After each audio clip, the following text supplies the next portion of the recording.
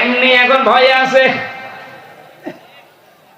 আমাদের এখন এই যে চট্টগ্রাম আর ঢাকার মাঝখানে ফেনী, এখানে একটু চিকন হয়ে গেছে, সরু।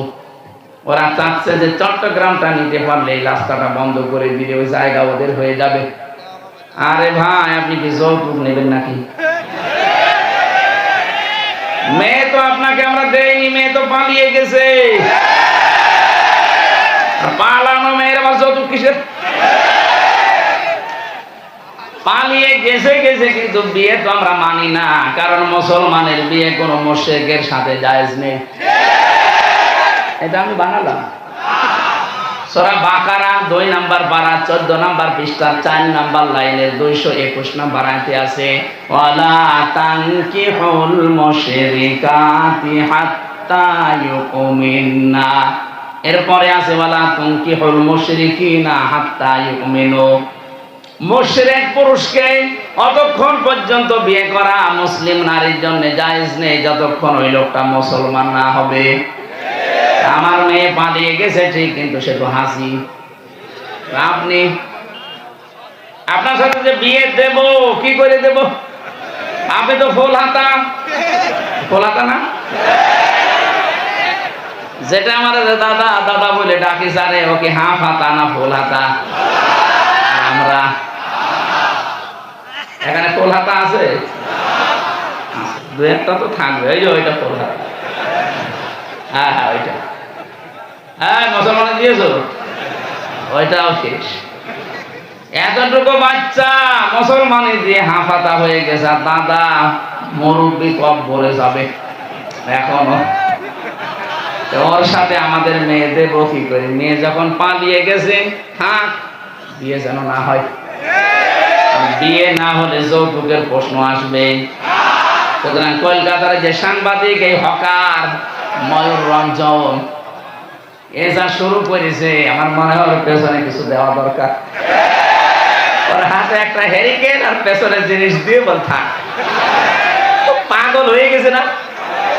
ও কি জানছে যে দেশে কিছু নেই, কিন্তু ঈমান আছে? ওর মতো কি আমরা মুশরিক? চোখ তুলে তাকান, পেছনে সত্যি জিনিস দিয়ে দেবো। হাতে সাংবাদিক নামে কলঙ্ক একটা। ওরে হকার দিয়ে ভালো হইতো, হকারেরও একটা সম্মান আছে। কি করে লাফাইতে কিছু।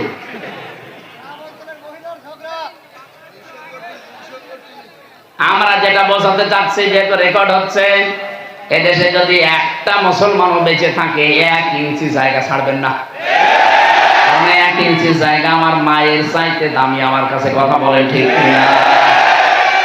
বিশ্বনবী যেমন 3-4টা গোত্রকে এক জায়গায়, 3টা আর উনি মিলে 4টা, একটা ইহুদি, একটা খ্রিস্টান, একটা মুশরিক, আর নিজে আউস, খাজরাজ, বনু কায়নুকা, এই সমস্ত গোত্রের সাথে নবীজি মিলে মদিনাকে আগে রক্ষা করার জন্য জোট করেছিলেন।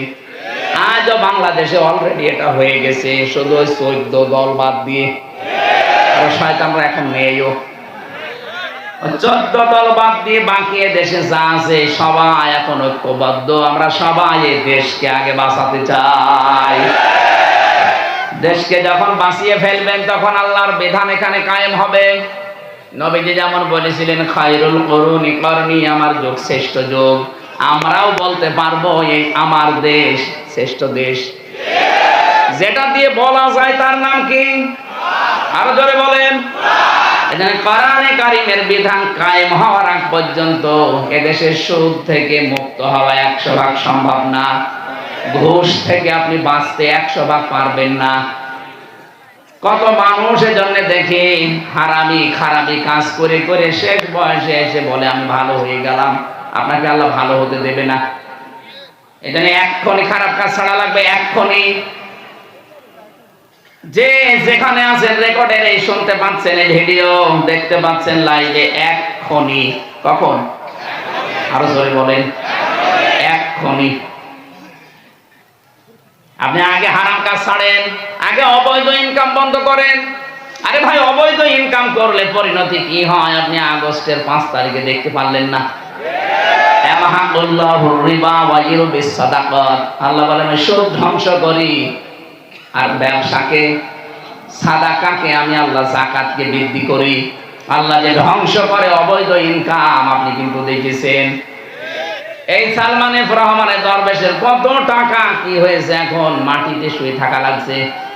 কথা বলে না কেন? 8 কোটি 10 কোটি 15 কোটি এত টাকা দামের গাড়ি আমি ঢাকায় পড়ে থাকতে দেখেছি। কেউ পরিচয় দিয়ে বলবে যে আমার সে সাহস নেই। 15 কোটি টাকা দিয়ে যে লোকটা একটা গাড়ি কিনতে পারে, আপনি বলেন কি অবস্থা তার, কি হয়েছে টাকা। বাবা শাহজালাল সব হালাল করে নিয়েছিলেন, একটাও টিকাতে পারলেন না।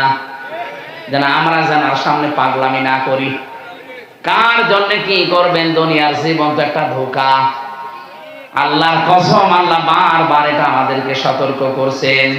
অমাল হায়াতুদ দুনিয়া ইল্লা মাতাউল গুরুর। ও পৃথিবীর মানুষেরা, দুনিয়ার জীবন কিন্তু ধোঁকা। কি বলেন বলেন? আমার স্ত্রী আমার জন্য ধোঁকা। হ্যাঁ, ওকে আমি ভালোবাসি, কিন্তু আমার ওর ভালোবাসা আমার প্রতি এই জন্যে যে আমি আখেরাত ওকে ভালোবেসে তৈরি করে নিতে চাই। আমার সন্তানাদের আমি ভালোবাসি, কিন্তু এই জন্যে বাসি যে এদের দ্বারা আমার আখেরাত যেন আমি তৈরি করে নিতে পারি।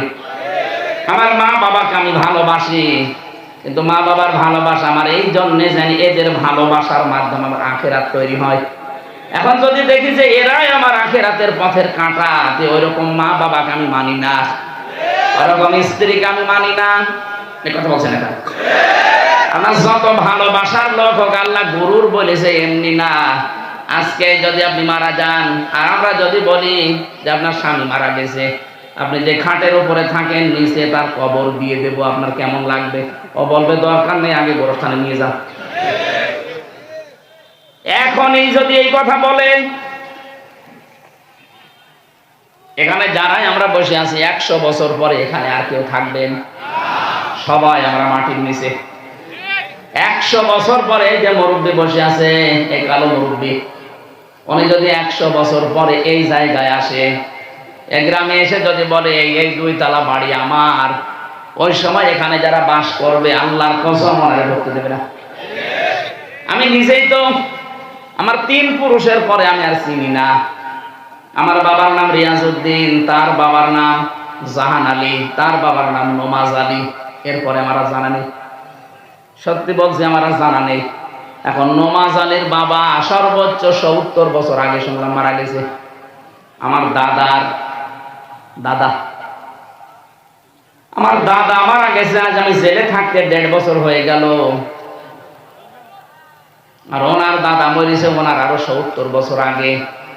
আমার মাঝখানে মাত্র একটা পুরুষ গেছে, নমাজ আলী।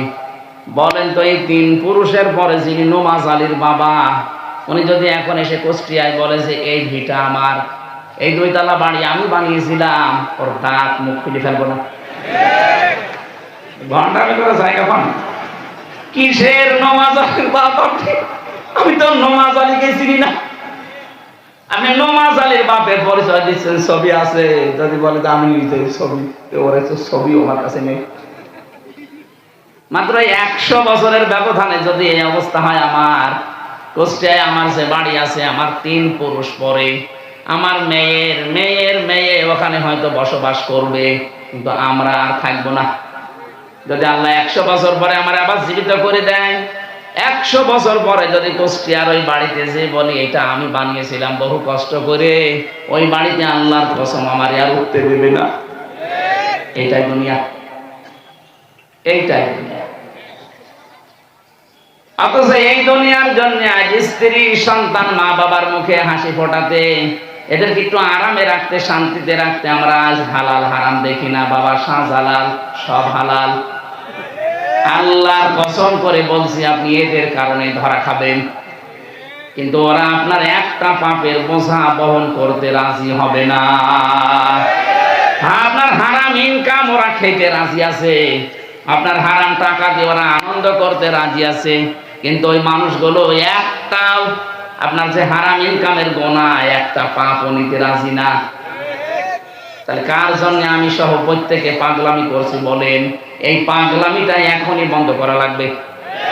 এজন্য আগে হালাল রুজি আমি খেয়ে থাকি না খেয়ে থাকি যতটুকুই হোক যেন হালাল হয়।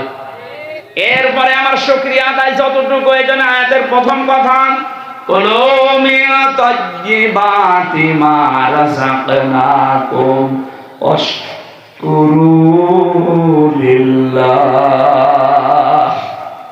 আগে হালাল খাবারের ব্যবস্থা করো পৃথিবীর ইমানদারেরা, এরপরে আমি আল্লাহকে ডাকো। আল্লাহ পাক শুধু আমার ইমানদারকে না, রাসূলদেরকে, যত রাসূল দুনিয়ায় পাঠিয়েছিলেন, রাসূল না রাসূল, যত রাসূল পাঠিয়েছেন বহু বচন দিয়ে আল্লাহ জানিয়েছেন ইয়া আইয়ুহার রাসূলু কুলু মিন তাইয়্যিবাতি মা ওয়া'মালু সালিহান। হে রাসূলেরা, আল্লাহ বলেন হে রাসূলেরা, কুলু তোমরা খাও, মিন তাইয়্যিবাতি পবিত্র খাবার, ওয়া'মালু আর আমল করো, সালিহা ভালো কাজ। আগে কি আমলের কথা না আগে খাবারের কথা? এজন্য খাবারের ব্যবস্থা আগে আমরা যাই করছি না কেন, যারা মাঠে ঘাটে চাষাবাদ করেন, যারা চাকরি বাকরি ব্যবসা বাণিজ্য যাই করেন না কেন, এটা যেন হালাল হয়। হালাল কর্মজীবন তৈরি না করে এই পরিবেশ যদি কায়েম না হয়, আবারও সামনের সময় আসতেছে মসজিদের ইমামরা আবারও কিন্তু সঠিক কথা বলতে পারবে না। কারণ এই দেশের 100টার 95টা মসজিদের সভাপতি, সেক্রেটারি, ক্যাশিয়ার এখন এরকম মানুষ যারা সারা জীবন সৌদার ঘোষের সাথে জড়িত ছিল। আমি কি বেশি বলে ফেললাম? 100টা সে গোরস্থানের সভাপতি বলেন, মসজিদের, মাদ্রাসার, খানকার, ঈদগাহ, 100টার 95টা তো হবে যারা পেছনের জীবনের সুদ, ঘুষ, হারামি, খারাপির সাথে জড়িত। এখন হয়তো শেষ বয়সে এসে হজ করে জুব্বা গায়ে দিয়ে উনি বিশাল হাজি হয়ে গেছে। এখন আপনি যখন এই হালাল কথা বলবেন, ওই মানুষগুলো তো আগে লাগবে। না হুজুর আপনি আমারে দেখে বলছেন, আরে ভাই আপনারে দেখে বলছি না, আল্লাহ সিরিয়াল দিয়েছে তাই। এখানে হালাল খাবার আমরা আগে তৈরি করি। আপনি যার জন্য এই পাহাড় তৈরি করে রাখছেন সম্পদের, এরা কিন্তু একটাও কাজে আসবে না। যে উদাহরণ দিলাম আগে, আমি নিজে যেন এটা মেনে চলতে পারি, আর যারা এসেছি প্রত্যেকে যেন দুনিয়ার এই জীবনটা বুঝতে পারি। আলহাকুমুত তাকাসুরু হাত্তা যুরতুমুল মাকাবির। রব্বুল আলামিন বলেন বেশি বেশি পাওয়ার জন্য মানুষ মহাবন্ধ হয়ে গেছে। ও যতক্ষণ কবরে না যাবে ততক্ষণ ওর হুঁশ ফিরবে না। এখানে কবরে যাওয়ার আগে আমাদের হুঁশ যেন ফেরে। এখন থেকে যা খাবেন হালাল, যা খাবেন আরো জোরে বলেন, খাবার অল্প হোক, আগে হালাল খাবার তৈরি করা লাগবে। 2 নম্বরে ওয়াশকুরু লিল্লাহ, আল্লাহর শুকরিয়া আদায় করেন। ডাকাডাকি আল্লাহকে কম হোক, আল্লাহ মাইন্ড করবে না। আল্লাহ আপনাকে কম আপনি ডাকেন আল্লাহকে, ডাক আপনাকে বেশি দেওয়ার দরকার নেই, অল্প করে ডাকেন, কিন্তু আপনার খাবারটা আগে ঠিক করেন। তালাবু কাসবিল হালালি ফারিদাতুন বাদাল ফারিদা, নির্ধারিত ফরজ আদায় করার পর হালাল রুজি উপার্জনের জন্য যে চেষ্টা করা হয় এইটাও ফরজ।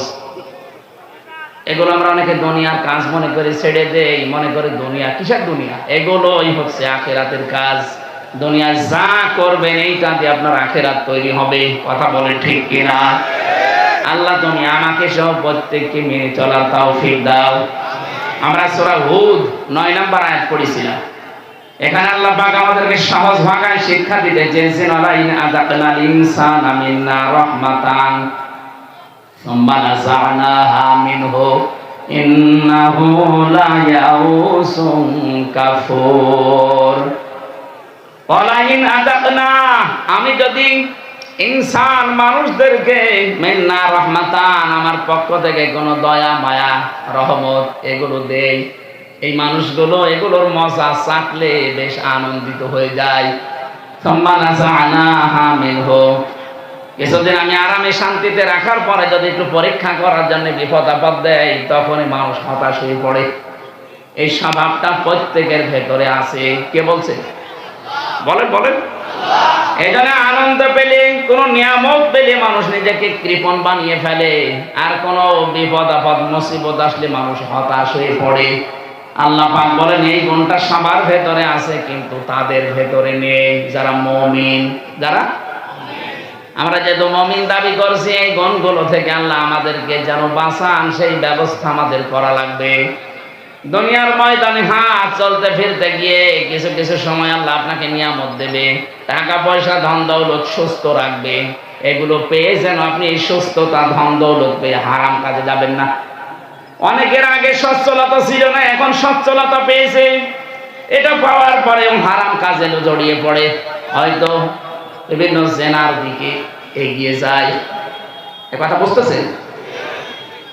আল্লাহ এই জন্য জানিয়েছেন, যখন আমি তাকে 7 চাকায়, এই যে জালকুন মানে মজা চাকা, পৃথিবীর প্রতিটি জিনিসের একটা স্বাদ, একটা মজা আছে না নেই? যে জিনিস আপনি দেখবেন, খাবেন, দেখবেন ওর থেকে একটা স্বাদ পাওয়া যায়, মজা পাওয়া যায়। আল্লাহ পাক বলেন, মানুষের যে ঈমান আছে, ঈমানের একটা স্বাদ আছে। মান যাকা তামাল ঈমান, মানে রাদিয়া বিল্লাহি রাব্বান ওয়া বিইসলামি দীনা ওয়া বিমুহাম্মাদির রাসূলিল্লাহ সাল্লাল্লাহু আলাইহি ওয়াসাল্লাম নাবিয়্যা ওয়া রাসূলা। রাহু মুসলিম। রব্বুল আলামিন জানিয়েছেন নবীজির মাধ্যমে, এটা আব্বাস রাদিয়াল্লাহু তাআলা আনহু থেকে বর্ণিত। নবীজির চাচা বলেন, ওই লোকটা ঈমানের স্বাদ পেয়েছে যে আল্লাহকে রব পেয়ে খুশি আছে। যে ব্যক্তি ইসলামকে জীবন ব্যবস্থা পেয়ে খুশি আছে, আর যে ব্যক্তি মুহাম্মদুর রাসূলুল্লাহকে নবী এবং রাসূল পেয়ে খুশি আছে, এই তিনটা জিনিস যদি আমাদের ভেতরে থাকে, মাস্ট বি, অবশ্যই আমরা ঈমানের যে মজা, স্বাদ, এটা পাবো। আল্লাহ আমাদেরকে স্বাদ আর ঈমানের মজা পাওয়ার তৌফিক দেন, আমিন। তাহলে নিয়ামত পেলে আমরা যেন গুনার কাজে জড়িয়ে না পড়ি, আর যখন আল্লাহ বিপদ আপদ মুসিবত দেয়, সেই সময় যেন হতাশ হয়ে না পড়ি। সব কিছু স্বাভাবিক রাখবেন। যত বিপদ মুসিবত আসবে না কেন, আমি স্বাভাবিক, আমি অস্থির না, আমি চিন্তিত না, আমি দুঃখিত না, কারণ আমি ঈমান ভেতরে নিয়ে এসেছি, আমি ঈমানদার। আমি তো মুশরিকদের মতো না, ইহুদিদের মতো না, খ্রিস্টানদের মতো না, আমার একটা আলাদা পরিচয় আছে। আমি ঈমানদার, আমি নামাজি, মুসল্লি। এজন্য আমার ভেতরে হতাশা কাজ করবে না। দুনিয়া একদিকে চলে যাক, বাংলাদেশ যদি ভারত দখল করে নাও, তারপরে হতাশা আসতে হবে না, কোনো চিন্তা নেই। দেশ ওইটাও এইটাও সবই আল্লাহর। ওটা যদি ওরা আমাদেরকে নিয়ে নেয়, তখন পুরা দেশটা পাবো। এই দেশের মতো 29টা দেশ, তখন আর ভিসা লাগবে না, পুরা দেশে আল্লাহর কালেমা ছড়াতে পারবো। কথা বলে না কেন? আমরা জানি যে ওরা এত পাগলামি করবে না, কারণ ওরা জানে যে এখানে 18 কোটি মুসলমান বাস করে। যদি আমরা সব এক করে নেই, শেষে নিজের পায়ে নিজে কোড়াল মারা হবে। এমনি যে হারে মুসলমান হচ্ছে, শুধু কোরআন শরীফ তুলে দেব। সেদিন যশোরের এক কলেজের অধ্যাপক, বিসিএস ক্যাডার, ওরে বলেছিলাম যে স্যার, আপনি শুধু আমাদের ধর্মীয় গ্রন্থ বুঝে পড়বেন 3 মাস, আপনাকে আমি মুসলমান হওয়ার জন্য বলি না। 3 মাস পরে দেখি লোকটা নিজেই কোরআন পড়ে মুসলমান হয়ে গেছে।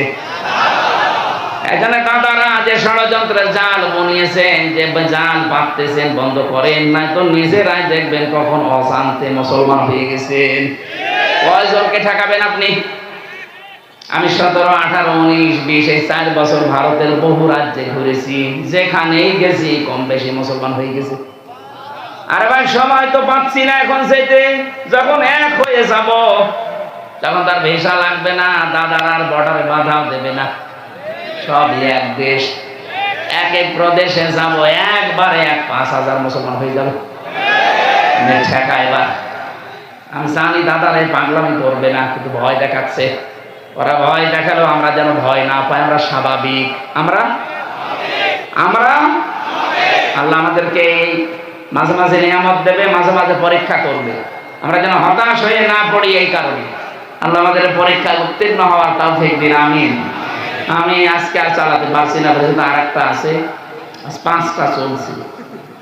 আমার তো আবার বেঁচে থাকা লাগবে, তারপরও আপনাদের কথা রাখতে গিয়ে আমার বাড়িতেও রাগারাগি করছে ম্যাডামে। আমার বাবা মাও আজকে খুব গরম দিয়েছে, বলছে এটাই করে বেড়াও, তোমার আর দরকার নেই আমাদের। বাবা আমারও হক আদায় করতে পারছি না, ম্যাডামেরও হক আদায় করতে পারছি না। ম্যাডাম আজকে খুব গরম দিয়েছে। আজকে স্বেচ্ছাসেবকরা ব্যাগ নিয়ে যাচ্ছে কবরস্থানের জন্য, এখন কালেকশন হয় এত রাতে। আপনারা টাকা পয়সা যারা এনেছেন, আমি আশা করছি আপনারা দিয়েছেন, দেয়নি এরা? আবার কবার মানুষ কালেকশন করে। যারা একেবারে আর দেননি তারা দিয়ে দেবেন ভাই। আমরা আর চালাতে পারলাম না, এখন বাজে 12টা 40, আর 20 মিনিট আছে, ওখানে যেয়ে আবার 20 মিনিটে একটাই ওঠা লাগবে। আল্লাহুম্মা আমিন। আল্লাহুম্মা রাব্বিরহামহুমা কামা রাব্বায়ানি সাগীরা। আল্লাহ তাআলা এই বিশাল খেদমতে যারা আঞ্জাম দিল কোরআনের প্রচারে, এলাকার মানুষগুলোকে কোরআনের জন্য তুমি কবুল করে নাও। প্রায় 1.5 কিলোমিটার এরা সাজিয়েছে নিজের